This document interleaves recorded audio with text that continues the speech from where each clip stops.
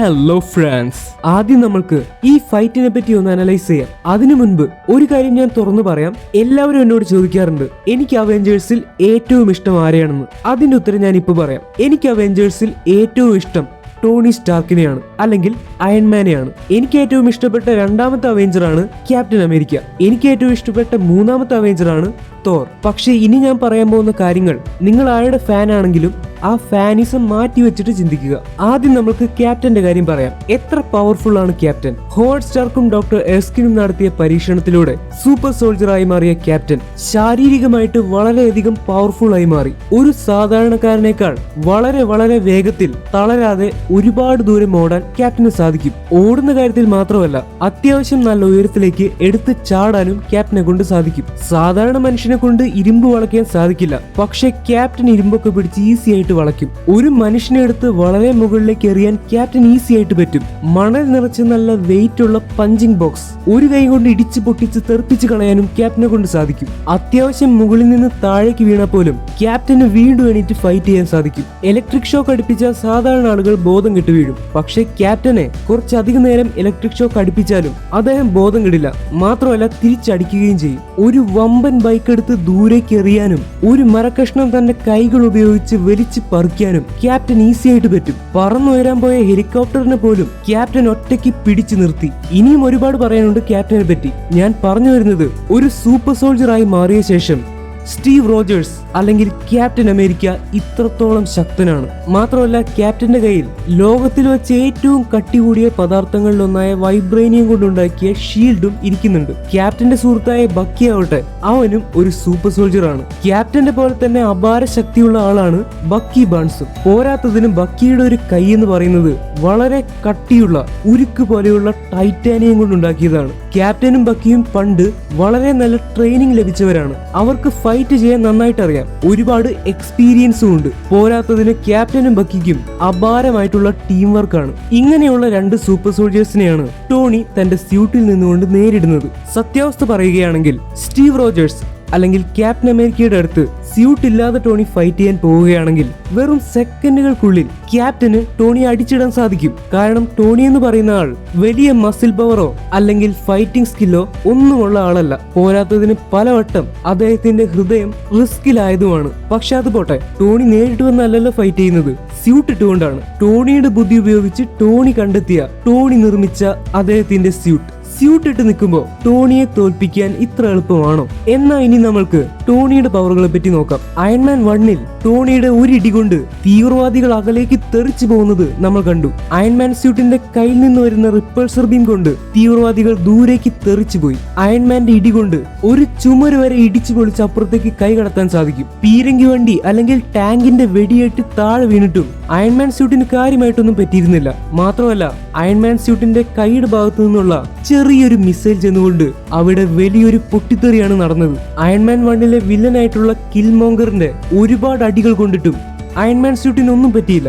ഈ പറയുന്ന ടാങ്ക് അല്ലെങ്കിൽ പീരങ്കി വണ്ടിയുടെ വെടിയുണ്ടയേക്കാളോ അല്ലെങ്കിൽ കിൽമോങ്കറിന്റെ അടിയേക്കാളോ വലുതായിരിക്കുമോ ക്യാപ്റ്റന്റെയോ ബക്കിയുടെയോ അടികൾ? തീർച്ചയായിട്ടും അല്ല. തന്റെ സ്യൂട്ട് വെച്ച് റോബോട്ടുകളെ വരെ വലിച്ചു പറിക്കാൻ കഴിയുന്ന ആളാണ് ടോണി. അയൺമാൻ 2-ൽ ടോണിയുടെ കയ്യിൽ നിന്ന് വരുന്ന ഒരു സ്പെഷ്യൽ ആയുധവും നമ്മൾ കണ്ടു. ടോണിയുടെ കയ്യിൽ നിന്ന് വരുന്ന ലേസർ പ്രയോഗം കാരണം അവിടെ ഉണ്ടായിരുന്ന റോബോട്ടുകളും മരങ്ങളും അടക്കം പകുതി വെച്ച് മുറിഞ്ഞ് താഴെ വീണു. തോറിന്റെ അടുത്ത് വരെ അല്പനേരം ഫൈറ്റ് ചെയ്ത് പിടിച്ചു നിൽക്കാൻ ടോണിയെ കൊണ്ട് സാധിച്ചു. മ്യോൾനിയർ കൊണ്ടുള്ള എയർ കിട്ടിയിട്ടും സ്യൂട്ടിന് അധികം കേടുപാട് പറ്റിയിട്ടില്ല. അവെഞ്ചേഴ്സിൽ കുറച്ചു നേരത്തേക്ക് സ്പീഡിൽ കറങ്ങിക്കൊണ്ടിരിക്കുന്ന ഒരു ടർബൈന്റെ ഉള്ളിൽ ടോണി പെട്ടുപോയത് നിങ്ങൾക്ക് ഓർമ്മയുണ്ടാവും. അത്രയും ശക്തമായ ടർബൈന്റെ അടികൾ കൊണ്ടിട്ടും അയൺമാൻ സ്യൂട്ടിന് ഒന്നും തന്നെ പറ്റിയിട്ടില്ല. ചെറിയ ചില കേടുപാടുകൾ പറ്റിയെന്ന് മാത്രം. ഇഷ്ടമുള്ളവരെ ടാർഗറ്റ് ചെയ്ത് അവരുടെ മേലേക്ക് ഓട്ടോമാറ്റിക്കലി ചെന്ന് പൊട്ടിത്തെറിക്കുന്ന ടൈപ്പ് മിസൈലുകൾ അത് ടോണി അവെഞ്ചേഴ്സിൽ ഉപയോഗിച്ചത് നമ്മൾ കണ്ടു. ചിത്തോറി ആർമി വന്ന ഷിപ്പിനെ പോലും ടോണിയുടെ കയ്യിൽ നിന്ന് വന്ന ആ ചെറിയ മിസൈൽ തകർത്ത് തരിപ്പണമാക്കി കളഞ്ഞു. ടോണിയുടെ കയ്യിലെ റിപ്പൾസർ ബീം ഒരാളുടെ മുഖത്ത് ചെന്ന് കൊള്ളുകയാണെങ്കിൽ എന്താണ് പറ്റുക എന്നും അയൺമാൻ 3-ൽ നമ്മൾ കണ്ടു. ടോണിയുടെ നെഞ്ചിലെ ആർക്കുലേറ്ററിൽ നിന്ന് വന്ന യൂണി ബീം ഒരു എക്സ്ട്രീമിസ്റ്റിന്റെ നെഞ്ചിൽ ഓട്ടയിട്ടുകൊണ്ട് കടന്നുപോയി. ഇനി എന്തൊക്കെ പറയാനുണ്ടെന്ന് എനിക്ക് തന്നെ അറിയില്ല. ഏറ്റവും അവസാനം ടോണിയുടെ കയ്യിൽ ഹൾക്ക് ബസ്റ്റർ എന്ന് പറയുന്ന ഒരു സ്യൂട്ട് ഉണ്ട്. വൈബ്രേനിയം കൊണ്ടുള്ള അൾട്രോണിനെ ഉരുക്കാൻ വരെ ടോണിയുടെ പവർ കൂടി ആവശ്യമായിട്ട് വന്നു. ഇപ്പൊ തന്നെ ഞാൻ ടോണി സ്റ്റാർക്കിനെ പൊക്കിയടിച്ചതല്ല, ഇതൊക്കെ നടന്നിട്ടുള്ള കാര്യങ്ങളാണ്. ഇങ്ങനെയുള്ള ടോണി സ്റ്റാർക്കിനെ എങ്ങനെയാണ് ക്യാപ്റ്റനും ബക്കിയും കൂടി തോൽപ്പിച്ചത്? എനിക്ക് തോന്നുന്നത് ടോണി ഹെലികോപ്റ്ററിൽ നിന്ന് ഇട്ടുകൊണ്ടുവന്ന സ്യൂട്ട് ഒന്നുകിൽ പണി കഴിയാത്ത സ്യൂട്ടാണ്. അതിലധികം ആയുധങ്ങളൊന്നും ഉണ്ടായി കാണില്ല. അല്ലെങ്കിൽ ടോണിക്ക് സമയമില്ലാത്തത് കൊണ്ട് പ്ലാസ്റ്റിക് കൊണ്ടാണ് സ്യൂട്ട് ഉണ്ടാക്കിയിട്ട് വന്നത്. ഇങ്ങനെ പറയാൻ കാരണം ക്യാപ്റ്റനും ബക്കിക്കും ജയിക്കാൻ വേണ്ടി ടോണിയുടെ സ്യൂട്ടിന്റെ പവർ എത്ര കുറച്ച് കാണിക്കാമോ അത്രയും കുറച്ച് ഈ സിനിമയിൽ കാണിച്ചിട്ടുണ്ട്. അല്ല എന്ന് നിങ്ങൾക്ക് പറയാൻ പറ്റുമോ? അയൺമാൻ 1ലെ സ്യൂട്ടിന്റെ അത്ര പോലും പവർഫുൾ ആയിട്ട് എനിക്ക് ഈ ഫൈറ്റ് നടന്ന സമയത്ത് സ്യൂട്ടിനെ തോന്നിയിട്ടില്ല. 2 സൂപ്പർ സോൾജേഴ്സ് അല്ല 5 സൂപ്പർ സോൾജേഴ്സ് വന്നാലും ടോണിക്ക് അവർ ഈസി ആയിട്ട് ഫ്രൈ ചെയ്തെടുക്കാൻ സാധിക്കും. പിന്നെ എന്തുകൊണ്ട് ടോണി സ്റ്റാർക്ക് ഇവിടെ തോറ്റു? ഒന്നാമത്തെ കാര്യം, ടോണി സ്റ്റാർക്ക് ഫൈറ്റ് ചെയ്യാൻ ഉദ്ദേശിച്ചിട്ടല്ല ഇങ്ങോട്ട് വന്നിട്ടുള്ളത്. രണ്ടാമത്തെ കാര്യം, തന്റെ അച്ഛനും അമ്മയും ആക്സിഡന്റിൽ മരിച്ചുവെന്ന് കരുതിയിരുന്ന ഒരാളാണ് ടോണി. പെട്ടെന്ന് അവരെ ഒരാൾ കൊന്നതാണെന്ന് മനസ്സിലാക്കിയാൽ എത്രമാത്രം മനസ്സാടിയുലഞ്ഞു പോകും. മാത്രമല്ല കൊന്നവൻ മുന്നിൽ കൂടി നിൽക്കുകയാണെങ്കിലോ പിന്നെ പറയുകയും വേണ്ട. ടോണി ബക്കിയെ കൊല്ലാൻ ശ്രമിച്ചു. ബക്കിയെ എങ്ങനെയെങ്കിലും കൊല്ലണമെന്നത് മാത്രമായിരുന്നു ആ സമയത്തെ ടോണിയുടെ ചിന്ത. തന്റെ അച്ഛനെയും അമ്മയെയും കൊന്നവനോടുള്ള പ്രതികാരം. ഒരുപാട് സമയത്ത് ക്യാപ്റ്റൻ ഇതിന്റെ ഇടയ്ക്ക് കയറി വന്നു. ക്യാപ്റ്റനെ കൊല്ലണമെന്ന് ടോണിക്ക് ഒരു ചിന്തയും ഉണ്ടായിരുന്നില്ല. ക്യാപ്റ്റനെ കൊല്ലണമെങ്കിൽ എന്തുകൊണ്ട് ടോണി മിസൈൽ അദ്ദേഹത്തിന് നേരെ പ്രയോഗിച്ചില്ല? എന്തുകൊണ്ട് ലേസർ എടുത്ത് പ്രയോഗിച്ചില്ല? ലേസർ എടുത്ത് മുകളിലെ ചുമര് താഴേക്ക് വീഴ്ത്തി. എന്നാൽ ആ ലേസർ ക്യാപ്റ്റന്റെ മേലേക്ക് ടോണി ഉപയോഗിച്ചില്ല. ടോണിയുടെ നെഞ്ചിൽ നിന്ന് വരുന്ന യൂണി ബീം അത് ഏറ്റവും അവസാനം ടോണിയുടെ ആർക്ക് റിയാക്ടർ ബക്കി തകർക്കാൻ ശ്രമിച്ചപ്പോഴാണ് ടോണി ഉപയോഗിച്ചത്. എന്തുകൊണ്ട് ഇത് ക്യാപ്റ്റന്റെ നേരെ ഉപയോഗിച്ചില്ല? അവസാനം ബക്കിയെ നിലത്തിട്ട് പിന്നെ ക്യാപ്റ്റനെ തല്ലി നിലത്തിട്ടിട്ടും ടോണി ക്യാപ്റ്റനെ കൊല്ലാൻ നോക്കിയില്ല. ഇത് അവസാനത്തെ മുന്നറിയിപ്പാണെന്ന് പറയുകയാണ് ടോണി ചെയ്തത്. ഇതിനൊക്കെ കാരണം ക്യാപ്റ്റനെ കൊല്ലണമെന്ന് ടോണിക്ക് ഒരു ആഗ്രഹവും ഉണ്ടായിരുന്നില്ല. എന്നിട്ട് അവസാനത്തെ നിമിഷം ക്യാപ്റ്റൻ അവസാനത്തെ വാർണിംഗ് കൊടുത്ത് നിൽക്കുമ്പോഴാണ് ബക്കി പിന്നിൽ നിന്ന് ടോണിയുടെ കാലിലേക്ക് പിടിക്കുന്നത്. ക്യാപ്റ്റനെ കൊല്ലണമെന്നുണ്ടായിരുന്നെങ്കിൽ ടോണിക്ക് ഏറ്റവും ഈസി ആയിട്ട് ചെയ്യാവുന്ന കാര്യം ക്യാപ്റ്റനെ റിപ്പൾസർ ബീം വെച്ച് തെറിപ്പിച്ചതിന് ശേഷം ബക്കിയെ തിരിഞ്ഞടിക്കുക എന്നതാണ്. പക്ഷെ ടോണി എന്താണ് ചെയ്തത്? ക്യാപ്റ്റനെ ഒന്നും ചെയ്യാതെ ബക്കിയോടുള്ള ദേഷ്യം കാരണം അവനെ തിരിഞ്ഞടിച്ചു. ആ തക്കം മുതലാക്കി ക്യാപ്റ്റൻ പിന്നിലൂടെ വന്ന് ടോണിയെ എടുത്ത് നിലത്തടിച്ചു. ഒരു പക്ഷേ ഈ ഫൈറ്റ് പുറത്തു വെച്ചാണ് നടന്നതെങ്കിൽ ടോണി ഒരു പക്ഷേ മുകളിൽ ചെന്ന് പറന്നു നിന്ന് ഇവരെ രണ്ടുപേരെയും തോൽപ്പിക്കുമായിരുന്നു. ഇതൊക്കെ ഓരോ പോസിബിലിറ്റീസ് ആണ്, സാധ്യതകൾ. അങ്ങനെ ഫൈറ്റ് നടന്ന് ഫൈറ്റിന്റെ അവസാനം തൽക്കാലത്തേക്ക് ജയിച്ചിരിക്കുന്നത് ക്യാപ്റ്റനാണ്. ടോണി തോറ്റുപോയി. ഇവിടെ ടോണി തോൽക്കാനുണ്ടായ കാരണമെന്ന് പറയുന്നത് ഈ കഥ എഴുതിയ ആളാണ്. കഥ എഴുതുന്ന ആൾക്കനുസരിച്ചാണല്ലോ സിനിമ നിർമ്മിക്കാൻ സാധിക്കൂ. ഇവിടെ അയൺമാൻ അല്ലെങ്കിൽ ടോണി സ്റ്റാർക്ക് തോൽക്കേണ്ടത് ആവശ്യമായിരുന്നു. ഇത്ര നേരം ഞാൻ പറഞ്ഞപ്പോൾ നിങ്ങൾ വിചാരിക്കും ഞാൻ ടോണി സ്റ്റാർക്ക് ഫാൻ ആയതുകൊണ്ട് ടോണിയെ പൊക്കി അടിച്ചുകൊണ്ടിരിക്കുകയാണെന്ന്. എന്നാൽ ഇനി ഞാൻ പറയാൻ പോകുന്ന കാര്യങ്ങൾ കേട്ടാൽ തീർച്ചയായിട്ടും നിങ്ങളുടെ ആ ചിന്ത മാറും. എന്തുകൊണ്ട് ടോണി തോറ്റു, അല്ലെങ്കിൽ എന്തുകൊണ്ട് ടോണിയെ ഈ സിനിമയിൽ തോൽപ്പിച്ചു കാണിച്ചു? ഇനി നമ്മൾ നോക്കാൻ പോകുന്നത് ഇവരിൽ ആരാണ് ശരിയെന്നാണ്. ടോണിയാണോ ക്യാപ്റ്റനാണോ ശരി, അല്ലെങ്കിൽ ആരുടെ ഭാഗത്താണ് കൂടുതൽ ശരി? അതാണ് ഞാനിപ്പോ പറയാനായിട്ട് പോകുന്നത്. വളരെ ശ്രദ്ധിച്ചു കേൾക്കുക. ആദ്യം തന്നെ നമ്മൾ പറയാൻ പോകുന്നത് സോക്കോവിയ അക്കോർഡ്സ് അല്ലെങ്കിൽ സോക്കോവിയൻ ഉടമ്പടിയുടെ കാര്യമാണ്. ലോകത്താകെയുള്ള 195 രാജ്യങ്ങളിൽ 117 രാജ്യങ്ങളും യുണൈറ്റഡ് നേഷൻസിന്റെ കീഴിലുള്ള അല്ലെങ്കിൽ ഐക്യരാഷ്ട്ര സംഘടനയുടെ കീഴിലുള്ള ഈ സോക്കോവിയൻ ഉടമ്പടിയിൽ ഒപ്പുവെച്ചു. ഈ സോക്കോവിയൻ ഉടമ്പടിയിൽ പറയുന്നത് അവെഞ്ചേഴ്സ് പല സ്ഥലത്ത് നിന്ന് തല്ലുണ്ടാക്കുന്നത് കാരണം നിരപരാധികളായ ജനങ്ങൾ മരിച്ചുകൊണ്ടിരിക്കുകയാണ്. അതുകൊണ്ട് അവെഞ്ചേഴ്സ് ഇനി മുതൽ പ്രൈവറ്റായി പ്രവർത്തിക്കാതെ ഗവൺമെന്റിന്റെ കീഴിൽ വേണം പ്രവർത്തിക്കാൻ. അതായത് അവെഞ്ചേഴ്സ് എവിടെ പോകുന്നു, എന്ത് ചെയ്യുന്നു, ആരാണ് അവെഞ്ചേഴ്സ്, ഇങ്ങനെയുള്ള എല്ലാ വിവരങ്ങളും ഗവൺമെന്റിന് കിട്ടും. മാത്രമല്ല ഗവൺമെന്റ് പറയുന്നതനുസരിച്ച് അവെഞ്ചേഴ്സിന് പിന്നെ പ്രവർത്തിക്കാൻ സാധിക്കൂ. ഗവൺമെന്റിന്റെ അനുവാദമില്ലാതെ നിയമം കയ്യിലെടുക്കാനോ ഒന്നും ചെയ്യാനോ അവെഞ്ചേഴ്സിനെ കൊണ്ട് പിന്നെ സാധിക്കില്ല. ഇതാണ് സോക്കോവിയ അക്കോർഡ്സ്. ഇനി ആദ്യം നമ്മൾക്ക് ടോണിയുടെ ഭാഗം നോക്കാം. ടോണി എത്രത്തോളം ശരിയാണ്? ടോണി സ്റ്റാർക്കും ടീമും സോക്കോവിയ അക്കോർഡ്സിൽ ഒപ്പുവെച്ചു. അവരിതിനെ അനുകൂലിച്ചു. എന്തുകൊണ്ട് ടോണി ഇതിനെ അനുകൂലിച്ചു? കാരണം ടോണിയുടെ അനുഭവങ്ങൾ തന്നെയാണ്. പണ്ട് ടോണി ആയുധങ്ങൾ കച്ചവടം നടത്തിയിരുന്നു. അന്ന് ടോണി അറിയാതെ ഈ ആയുധങ്ങൾ കാരണം പാവപ്പെട്ട ജനങ്ങൾ മരിക്കുന്നു എന്ന് അറിഞ്ഞപ്പോൾ ടോണി ആയുധ കച്ചവടം നിർത്തി. അതിനുശേഷം അയൺമാനായി ആളുകളെ രക്ഷിക്കാൻ വേണ്ടി പോരാടാൻ തുടങ്ങി. പക്ഷെ അങ്ങനെ പോരാടിക്കൊണ്ടിരിക്കുമ്പോൾ നല്ലതിനു വേണ്ടിയാണ് പോരാടുന്നതെങ്കിലും ഒരുപാട് പാവപ്പെട്ട ആളുകൾ അതിന്റെ ഭാഗമായിട്ട് മരിക്കുന്നുണ്ടെന്ന് ടോണിക്ക് മനസ്സിലായി. ടോണി സ്റ്റാർക്ക് പങ്കെടുത്ത ന്യൂയോർക്കിലെ ചിത്തോരി ആർമിയുമായുള്ള ഫൈറ്റിനിടയിലായാലും സോക്കോവിയയിൽ വെച്ച് നടന്ന അൾട്രോണുമായിട്ടുള്ള ഫൈറ്റിനിടയിലായാലും ഒരുപാട് പാവപ്പെട്ട ജനങ്ങൾ മരിച്ചിട്ടുണ്ട്. അതിൽ മരിച്ച ഒരാളുടെ അമ്മ വന്ന് ടോണിയെ കുറ്റപ്പെടുത്തിയിട്ട് പോവുകയും ചെയ്തു. ഇതൊക്കെ കൂടിയായപ്പോ ടോണിക്ക് ഒരുപാട് കുറ്റബോധം തോന്നി. ടോണിക്കും തോന്നി അവെഞ്ചേഴ്സ് ഇങ്ങനെ ഒരു നിയമവും ഇല്ലാതെ പ്രവർത്തിച്ചുകൊണ്ടിരുന്നാൽ ശരിയാവില്ല, ഇനിയും ഇതുപോലെ ഒരുപാട് പേർ മരിക്കും. അതുകൊണ്ട് ഗവൺമെന്റിന്റെ കീഴിൽ പ്രവർത്തിക്കുന്നതാണ് അവെഞ്ചേഴ്സിന് നല്ലത്. ഇങ്ങനെ കരുതിയാണ് ടോണി സോക്കോവി അക്കോർഡ്സിൽ ഒപ്പുവെച്ചത്. ടോണിയുടെ ഭാഗത്ത് നിന്ന് നോക്കുമ്പോൾ ആ കാര്യം വളരെ ശരിയാണ്. ടോണിയുടെ ഭാഗത്ത് വേറൊരു കാര്യം കൂടിയുണ്ട്. ഇതിൽ ഒപ്പിടാതെ അവെഞ്ചേഴ്സ് നിൽക്കുകയാണെങ്കിൽ ഗവൺമെന്റ് അവെഞ്ചേഴ്സിന്റെ എതിരെ തിരിയുമെന്ന് ടോണിക്ക് നന്നായിട്ട് അറിയാം. ഇതിൽ ഒപ്പുവെക്കാതെ ഇരിക്കുകയാണെങ്കിൽ ഒരുപക്ഷെ ഗവൺമെന്റ് അവെഞ്ചേഴ്സിനെതിരെ ഒരു സൈന്യത്തിന് തന്നെ ഇറക്കി വിടും. ആ ഫൈറ്റിനിടയ്ക്കും ഒരുപാട് പേർ മരിക്കും. ഒരുപക്ഷെ എല്ലാ അവെഞ്ചേഴ്സിനെയും പിടിച്ച് ഹൈ ലെവലായിട്ടുള്ള ജയിലിൽ അടയ്ക്കാനും പറ്റും. അങ്ങനെ നടക്കുകയാണെങ്കിൽ പിന്നെ ലോകത്തെ രക്ഷിക്കാൻ അവെഞ്ചേഴ്സ് ഉണ്ടാവില്ല. അങ്ങനെയൊക്കെ സംഭവിക്കുന്നതിനേക്കാൾ നല്ലതാണല്ലോ ഗവൺമെന്റിന്റെ കീഴിൽ നിന്ന് അവെഞ്ചേഴ്സ് പ്രവർത്തിക്കുന്നത്. ഇങ്ങനെയാണ് ടോണി സ്റ്റാർക്ക് എഴുതിയത്. ടോണി സ്റ്റാർക്കിന്റെ ആ ചിന്ത അതും വളരെ ശരിയാണ്. അവസാനം ക്യാപ്റ്റനെയും ബക്കിയെയും പിടിക്കാൻ വേണ്ടി തണ്ടർബോൾട്ട് റോസ് സൈന്യത്തെ ഇറക്കി വിടാൻ പോയപ്പോ ടോണിയാണ് അത് തടഞ്ഞത്. ടോണിക്കറിയാം സൈന്യം പോവുകയാണെങ്കിൽ ഒരുപക്ഷെ ക്യാപ്റ്റനും ബക്കിയും മരിക്കാൻ ചാൻസ് ഉണ്ട്. അതുകൊണ്ടാണ് ടോണി മനഃപൂർവ്വം സൈന്യത്തെ ഇറക്കണ്ട എന്നും ഞങ്ങളായിട്ട് പോയി ക്യാപ്റ്റനോട് സംസാരിച്ച് അവരെ കൊണ്ടുവരാമെന്നും പറഞ്ഞത്. അവിടെയും ടോണി ചെയ്തത് ഒരു നല്ല കാര്യമാണ്. ക്യാപ്റ്റനെ രക്ഷിക്കാനാണ് ടോണി ശ്രമിച്ചത്. മാത്രമല്ല ടോണി എയർപോർട്ടിൽ എത്തിക്കഴിഞ്ഞ് പലവട്ടം ക്യാപ്റ്റനെ പറഞ്ഞ് ടോണിയുടെ സൈഡിലേക്ക് കൊണ്ടുവരാൻ ശ്രമിച്ചു.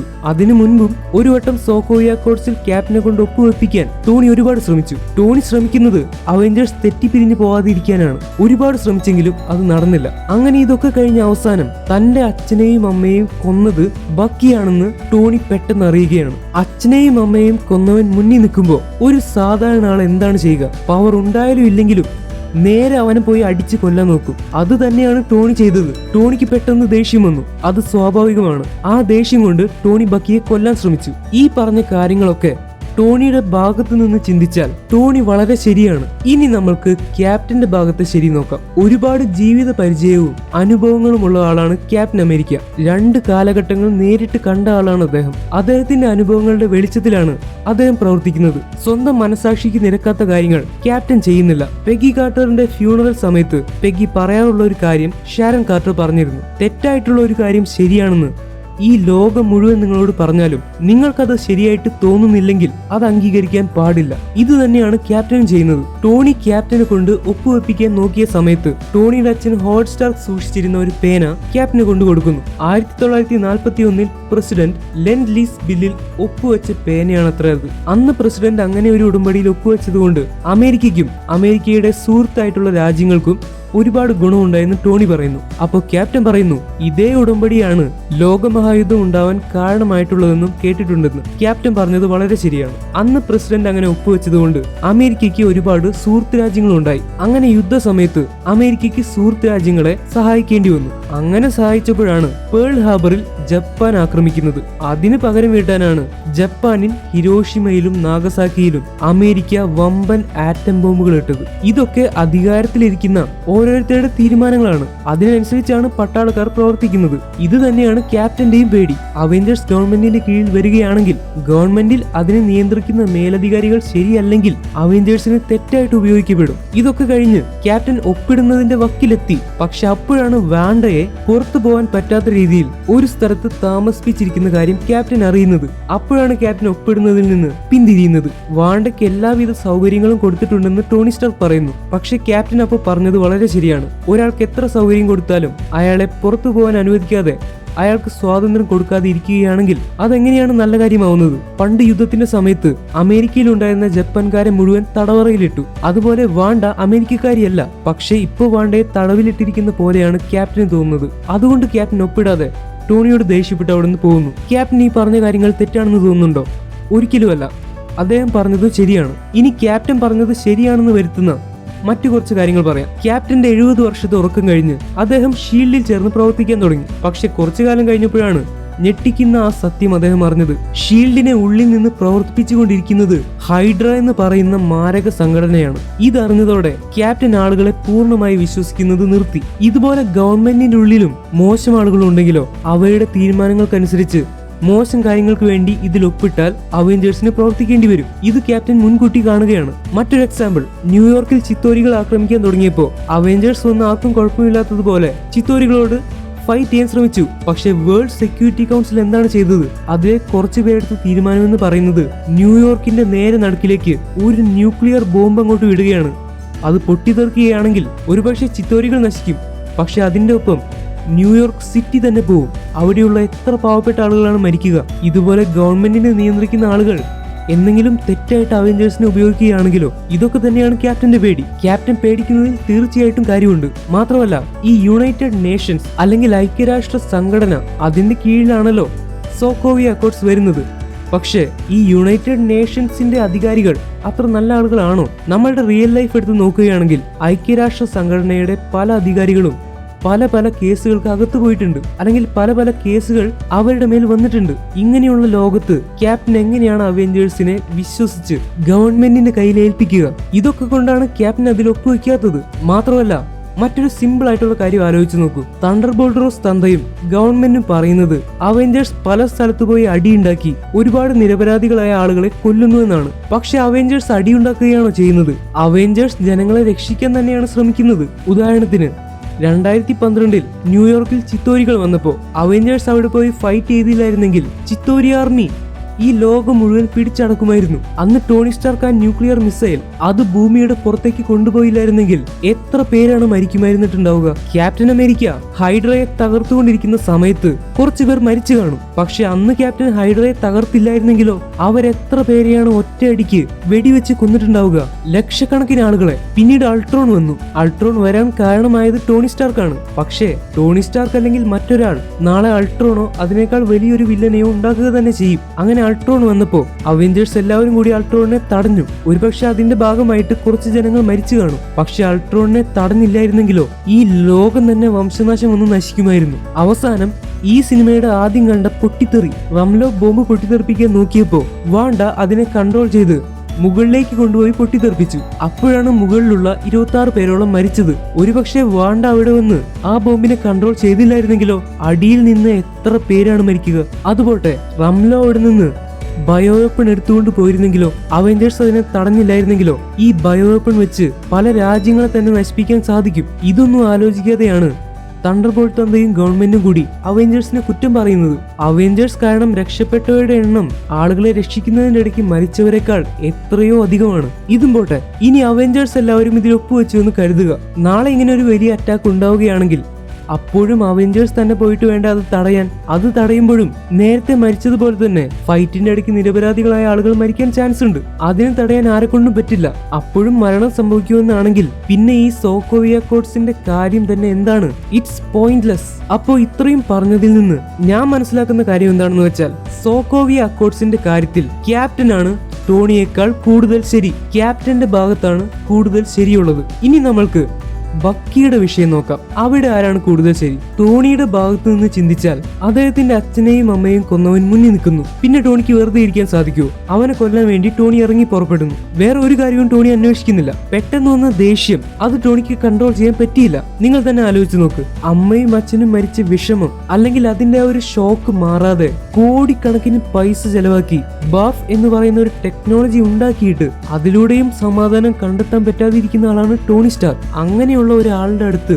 അദ്ദേഹത്തിന്റെ അച്ഛനെയും അമ്മയെയും ക്രൂരമായിട്ട് ഇടിച്ചിടിച്ച് കഴുത്ത് ഞെരിച്ച് കൊന്ന ബക്കി നിൽക്കുമ്പോ ടോണിക്ക് എങ്ങനെയാണ് ദേഷ്യപ്പെടാതിരിക്കാൻ സാധിക്കുക? അത് പറ്റില്ല. ടോണിയുടെ ഭാഗത്ത് നിന്ന് ചിന്തിക്കുമ്പോ ബക്കിയെ കൊല്ലാൻ ടോണി നോക്കിയതിൽ തെറ്റ് പറയാനാവില്ല. ഇനി ക്യാപ്റ്റന്റെ ഭാഗം നോക്കാം. ക്യാപ്റ്റൻ ഒരു തെറ്റ് ചെയ്തു. അതായത് ടോണിയുടെ അച്ഛനെയും അമ്മയും കൊന്നത് ബക്കിയാണെന്ന് അറിഞ്ഞിട്ടും അത് ടോണിയിൽ നിന്ന് മറച്ചു വെച്ചു. ഈ കാര്യം അറിഞ്ഞാൽ ടോണിയുടെ റിയാക്ഷൻ എങ്ങനെയാവുമെന്ന് ക്യാപ്റ്റൻ നേരത്തെ ഊഹിച്ചു വെച്ച് കാണും. അല്ലെങ്കിൽ ടോണിക്ക് ഇനിയും ടെൻഷൻ കൊടുക്കാതിരിക്കാൻ വേണ്ടിയാണ്, വീണ്ടും പ്രശ്നങ്ങൾ ഉണ്ടാക്കാതിരിക്കാൻ വേണ്ടിയാണ് ക്യാപ്റ്റൻ അത് മറച്ചു വെച്ചത്. അതിലും ക്യാപ്റ്റന്റെ ഭാഗത്ത് ഒരു ശരി കാണാനാവും. മറ്റൊരു കാര്യം, ബക്കി ക്യാപ്റ്റന്റെ സുഹൃത്തായതുകൊണ്ടല്ല ടോണിയിൽ നിന്ന് ബക്കിയെ രക്ഷിക്കാൻ ക്യാപ്റ്റൻ നോക്കുന്നത്. അതിന്റെ കാരണം ബക്കി കുറ്റക്കാരനല്ല.